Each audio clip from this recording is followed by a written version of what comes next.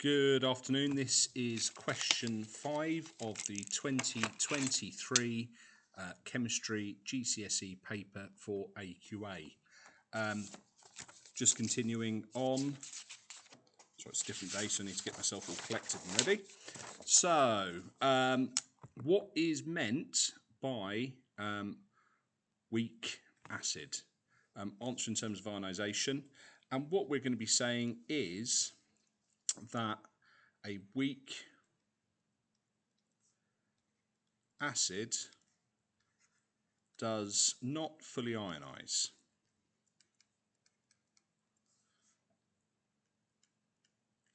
So your weak acid isn't going to fully ionize, so it's not going to split up. A strong acid will fully ionize. So concentration of acid can be measured in moles per decimeter cubed. Which combination of changes increases the concentration of an acid? So the mass of acid dissolved is halved and the volume is halved. So that is going to change, there's not going to change the concentration. Mass of the acid dissolved is halved and the volume is doubled, so that's going to decrease concentration. The mass of the acid is doubled and the volume of solution is halved, that is going to increase the concentration because we're increasing the amount of acid per unit volume. Concentration of an acid can be determined by titration. An indicator is added to an alkali in a flask. Name an indicator that can be used for titration. So I always go for phenolphthalein.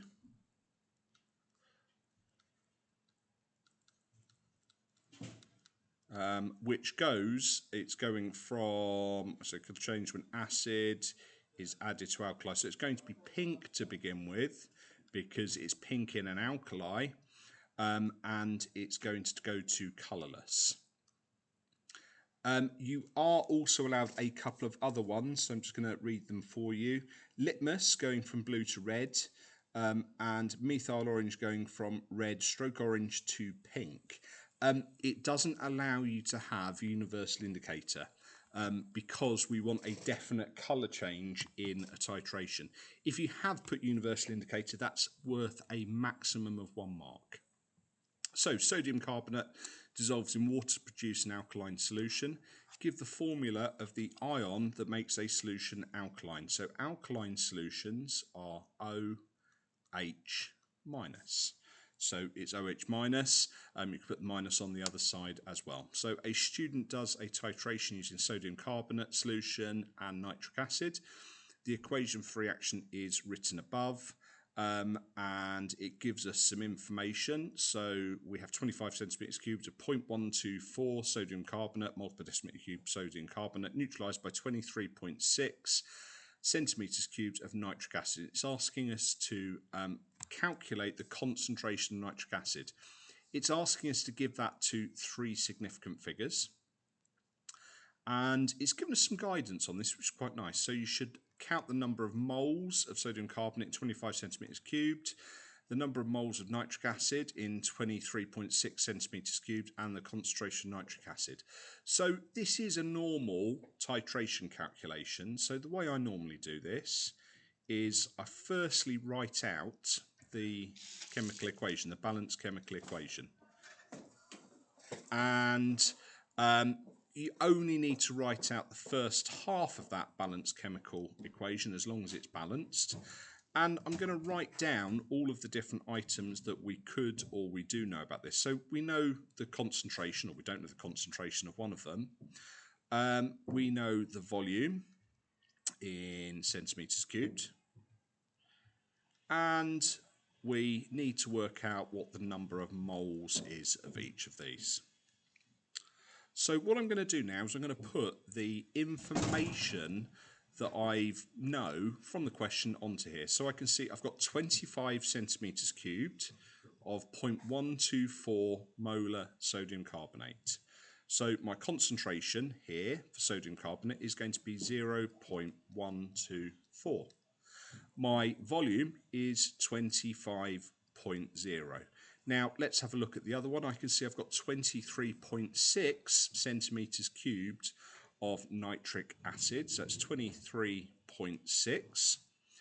And what I'm going to do is I'm going to work out what all of the other items are.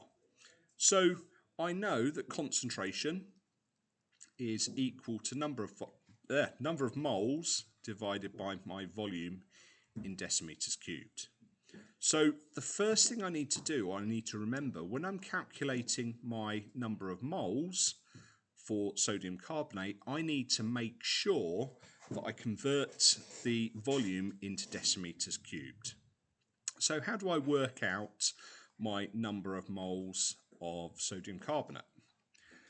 What I'm going to do is I'm going to do number of moles equals concentration times the volume, and that's in decimeters cubed. So that's going to be concentration, which is 0.124, times the volume. Now I have to convert this into decimeters cubed, so I divide that by 1,000. So that is 0.025.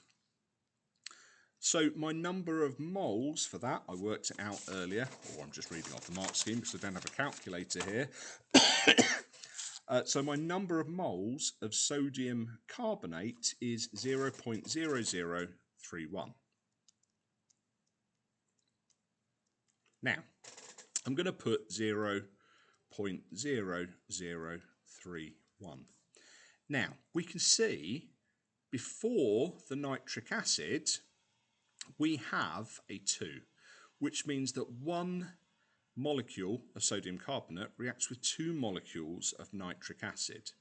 So that means there must be double the number of moles of nitric acid to sodium carbonate. So that means that our number is 0.0062. So I've got 0.0062 moles of nitric acid. Now what I've got to do is turn that back into a concentration, remembering that that volume again is in centimeters cubed, not decimeters cubed. So that's our one for our sodium carbonate. Let's work out our concentration of HNO3. And that's going to be our number of moles divided by the volume. So that's 0.0062 divided by the volume. Now the volume, remember, we need to divide this by 1,000. So that's going to be 23.6 divided by 1,000, which is 0.0236. And that's going to give us a concentration of 0.263. So 0.263. Now it's asked this to 3 significant figures, and I can see that this is to 3 significant figures. So 0.263 is our answer. Now, what are the marks for? The marks are for basically each little calculation you do. So if you show that this is how you work out your number of moles, and you've turned it back into a concentration, you've times that by 2, these all give you marks. The final mark is going to be for presenting your answer to 3 significant figures.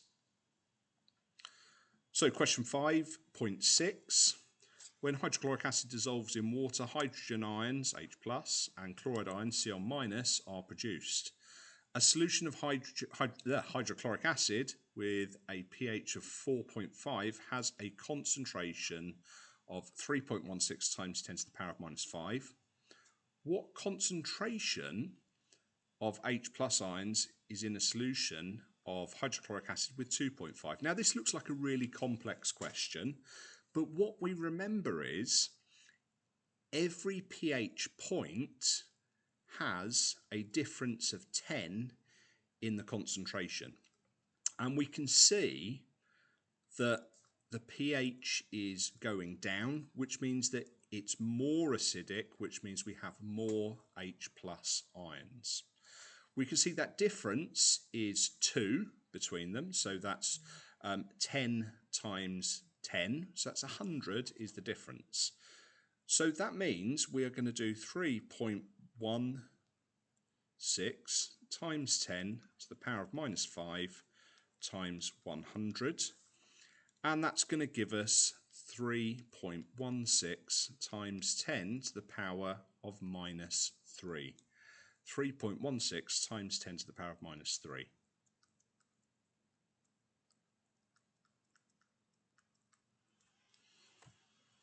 So, which element has atoms which have the same electronic structure as the chloride ion? So, chloride ion, I'm talking Cl-. Now, if I look at a periodic table, I can see that chlorine is in period 3, group 7. So that means its normal electron configuration would be 2, 8, 7. Now, we've got an extra electron, and that's going to be 2, 8, 8. So if we look at the periodic table, if we move one over, add an extra electron, that is the same electron configuration as argon. So argon is going to be the answer for that one. And that is the end of question 5.